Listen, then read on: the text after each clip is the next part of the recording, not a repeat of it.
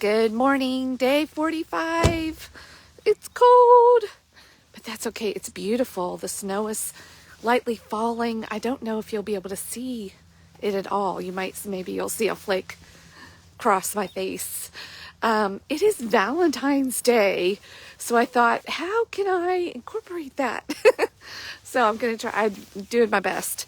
I started the book of Ruth this morning, and before I dive in, and this might make more sense as I share, but I don't want anybody to get the wrong idea that I've got something about the Bible figured out. I don't.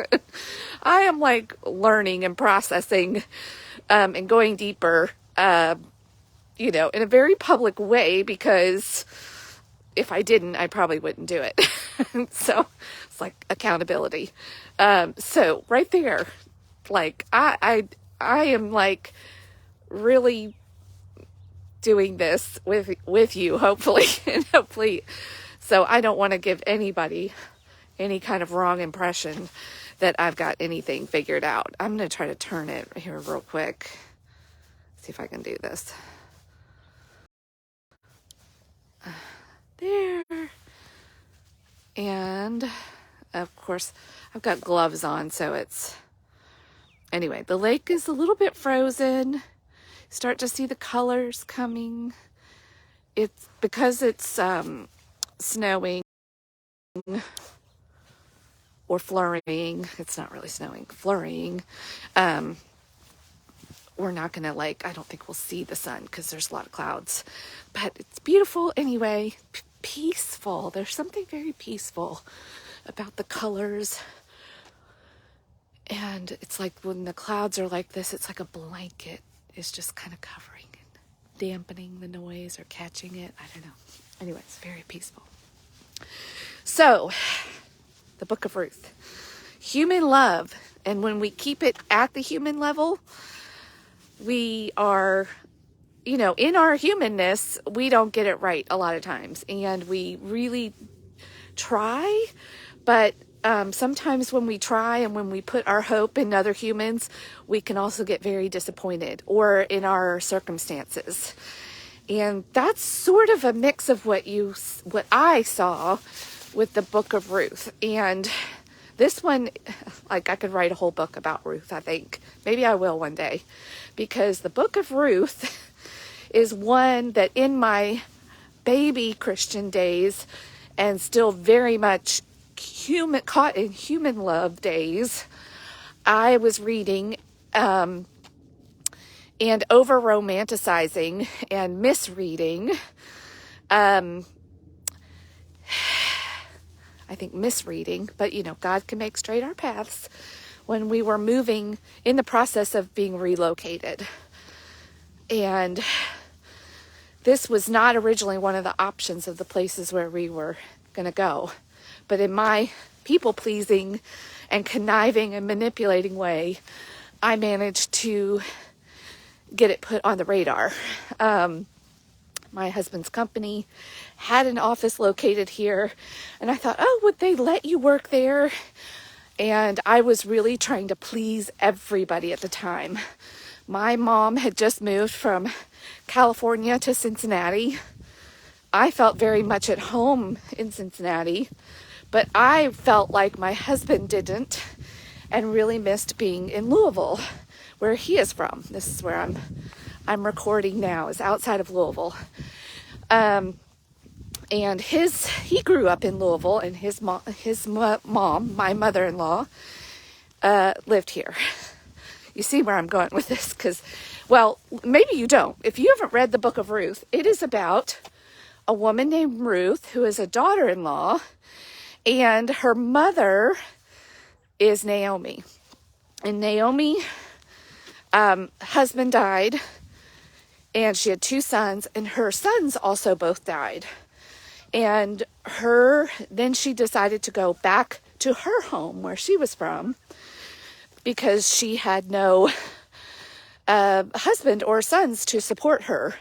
And back in those days, women needed somebody to support them. And there was a system of kinsman redeemers. So she knew that she could go home back to her hometown and find at least a way to survive and be taken care of. But she was too old to marry again or have children. And so she decided to leave and go back home.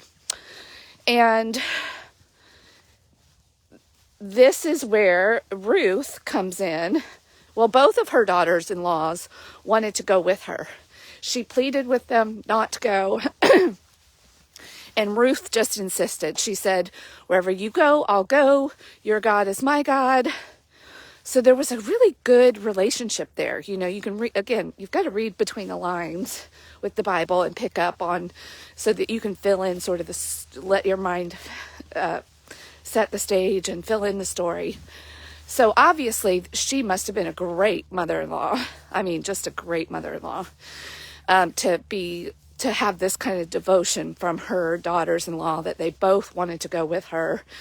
And, but one was really like headstrong about it. Like there was just no question. And I believe now reading it, that it was really God she was seeking. She saw God in her mother-in-law. This was what made Naomi stand out and be such a good mother-in-law, was her devotion to God and living a godly life and passing that on into her family. But even in her bitterness now, this is where it goes a little maybe side, where it just gets very human. It's very human. Naomi was just sad. She was sad. She had lost it all. There was a quote in the first chapter, I think it was verse 21. I went to this homeland, my heart, my life was full, and now I return home empty. She was bitter. She said, don't even call me Naomi, call me Mara, because that word means bitter. So she was bitter. She was sad. She was hurting. She saw no way out of this. Like it seemed like she might have resigned herself. You know, if you're going to change your name, your identity has shifted, right? And she really saw, you know, I had my good life and now it's over. And my mother-in-law lost her husband.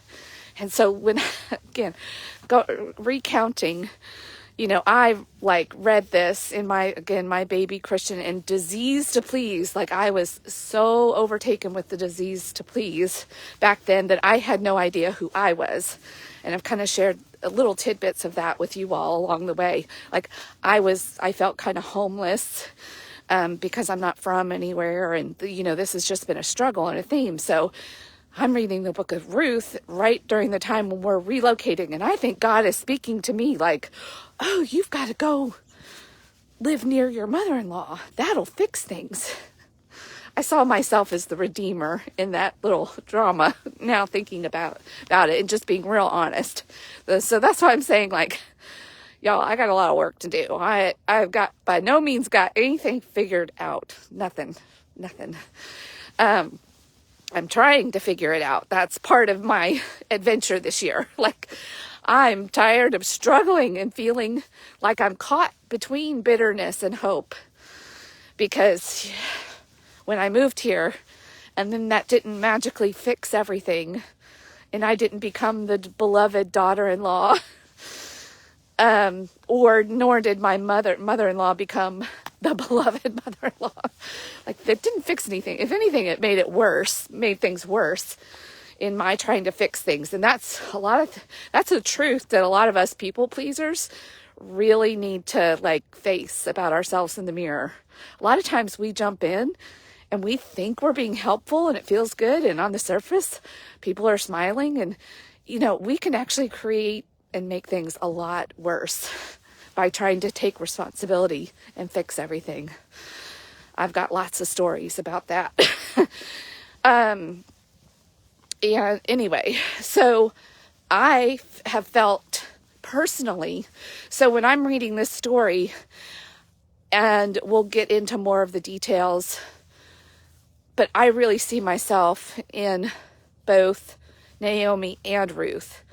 I feel the tension of hope and bitterness. And luckily, and I've not luckily, through God's mercy and grace and my constant going to him, even in my naivete or my mixed up way of looking at things and interpreting and understanding things, I was still seeking him in my heart. I was still seeking, like, God, help me with this.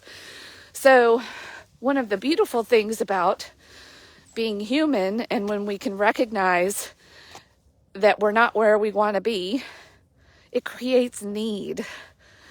And when we at least have sense enough to go to him to meet that need, that can be a really beautiful thing, even in our messed up confusion and mixed up mess of being bitter and hopeful.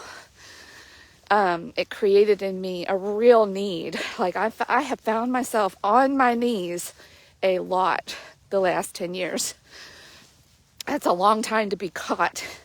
Or that's where I finally, like this year, once I got rid of the cobwebs and the, confusion that alcohol literally causes, even just a little bit of consuming it on a regular basis, your brain is just not working right.